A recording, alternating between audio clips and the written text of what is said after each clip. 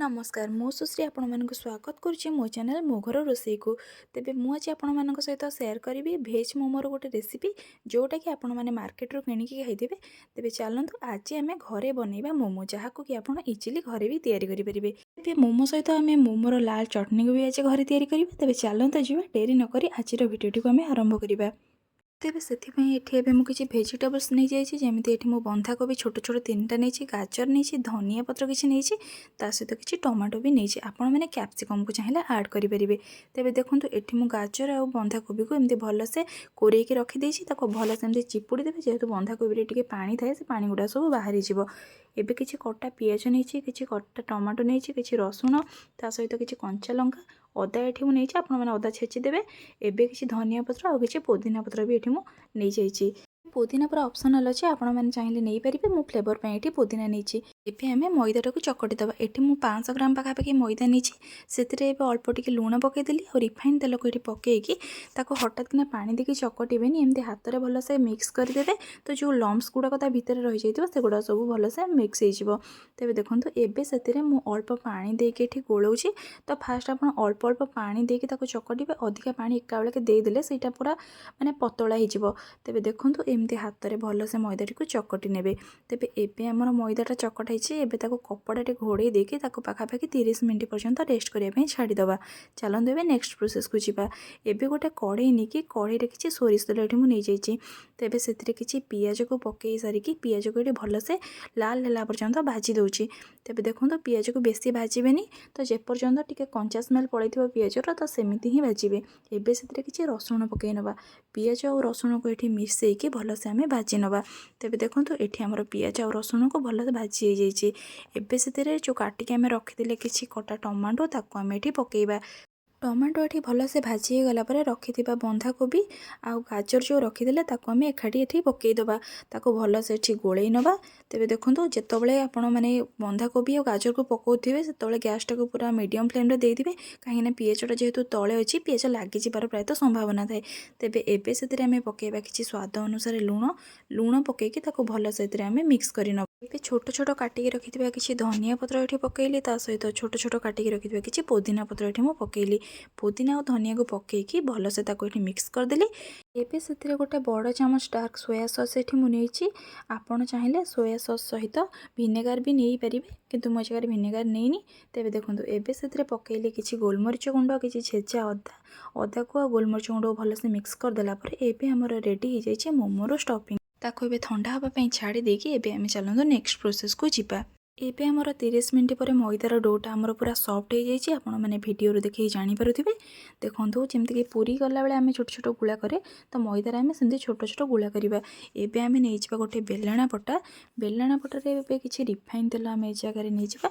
Refine तेल को ये भलसे पकईकी बेलणा पटा सारा एमती हाथ में मारिदेवा। मो जगह तेल पकईकी बेलुचे। आपण मैंने जदि टिके हार्ड डो बनई थे तेबे आपण मैंने चाहिए मैदार चूना पकईकी भी ए जगह बेली पारे।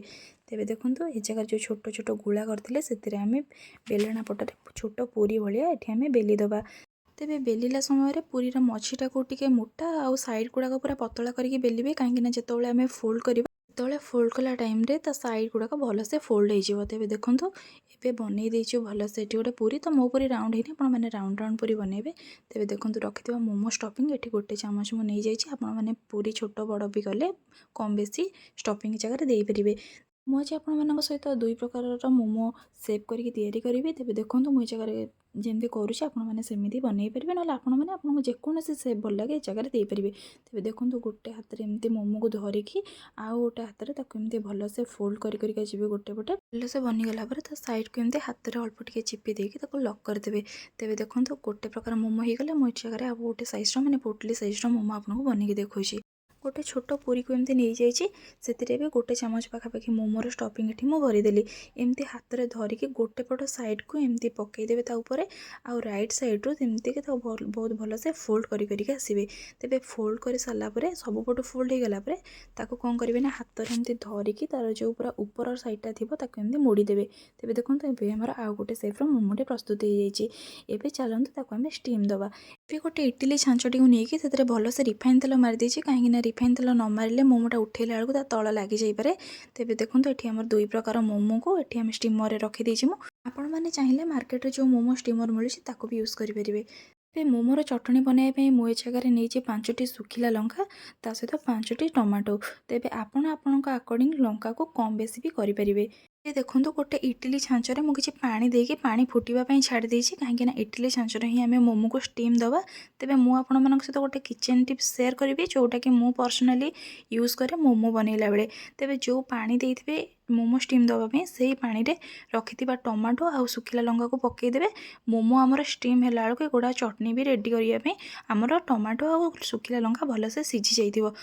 ये मु इडली छांचर मोमो को ये भलसे सजैकी रखीदे ताऊपर घोड़णी देकी ये पाखापाखि 5 ରୁ 10 मिनट पर्यंत ये हाई फ्लेम रे मोमो को किसी समय स्टीम देदेबा। ये आमर 10 मिनट बीतीगला तो इडली छांचर ढांकणी काटिक देखला देखो मोमो गुड़ाक ये पूरा ट्रांसपेरेंट देखा माने मोमो आमर ये जगह भलसे स्टीम हो जाइए। तेज देखो ये जगह टमाटो गुड़ाक भी पूरा बॉयल हो जाइए। टमाटो और सुखिला लंका को आम बाहरी करदे। ये गोटे ग्राइंडिंग जार नहीं से टमाटोर एमती चोपा गुड़ाक भलसे बाहरी करदे ता सहित सुखिला लंकार जो सब मंजी अच्छे ताको भी बाहरी करदे। कहीं जिते आम भलसे प्यूरी बनवा ग्राइंडिंग करके खदड़ा अंश लंका मंजीर न रही। तेज चलते आम नेक्स्ट प्रोसेस को जीवा। एबे गोटे कड़ईटे बसईकि से किसी सोरिष तेल नहीं जो चटनी बनइबे से जगह रिफाइन तेल न यूज करके सोरिष तेल यूज कले तो तार टेस्टा बहुत भल आसो।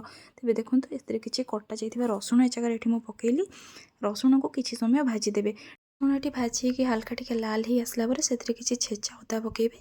अदा को भी ये पकईकि रसुण सहित किसी समय भाजी ने अदा और रसुण भलसे भाजी टिके लाल पड़गला से जो टमाटो प्यूरी बनईकि रखीदे ताको आम ढालीदे।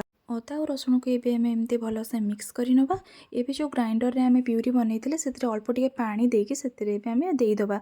तेज देखो ये पानी दे सारापर एमती किसी समय चलई नवा से आउ टे पानी आपण मैंने आड करेंगे कहीं बहुत बहलिया हो जाता। एबे आम से जगह किसी स्वाद अनुसार लुण पकेबा किसी चीनी पकेबा जोटा कि मीठा करनी टेस्ट को पूरा बालांस करके रखिबो। एबे किसी डार्क सोया सॉस ये मुझे गोटे बड़ चामच डार्क सोया सॉस नहीं सोया सॉस पकईकि एमती भलसे आम मिक्स करनवा। तेज मिक्स कर सारापर आम किसी समय फुटापी छाड़ीदे। देखो ये आमर फुटी आसला से फुटी आसलापर से किसी गोलमरीच गुंड आम पकईनवा। गोलमरीच गुंड को पकईकि एमती भलसे मिक्स करने भलसे मिक्स हो गलापर आउ किसी समय फुटापी छाड़ीदे। देखो भलसे किसी समय फुटीगला कंसिस्टेंसी एमती पूरा टिके बहलिया होमर प्रस्तुत होमर मोमो चटनी। एबे आमर प्रस्तुत होती टेस्टी टेस्टी मोमो जोटा कि आपण मैंने इजिली एमती घरे बनई पारे। मोमो को लाल चटनी आउ कि म्यूनिस सहित भी आप जगह सर्व करेंगे। तेज कमेंट सेक्शन में कहे भिडियोटी आपको केमी लगे जदि मो भिड आपण किसी हेल्पफुल होता है मो चैनल को सब्सक्राइब करेंगे भिडियोटी आपण सांग सहित सेयार करेंगे। तेज से रोचे देखा आम गोटे नुआ भिडियो।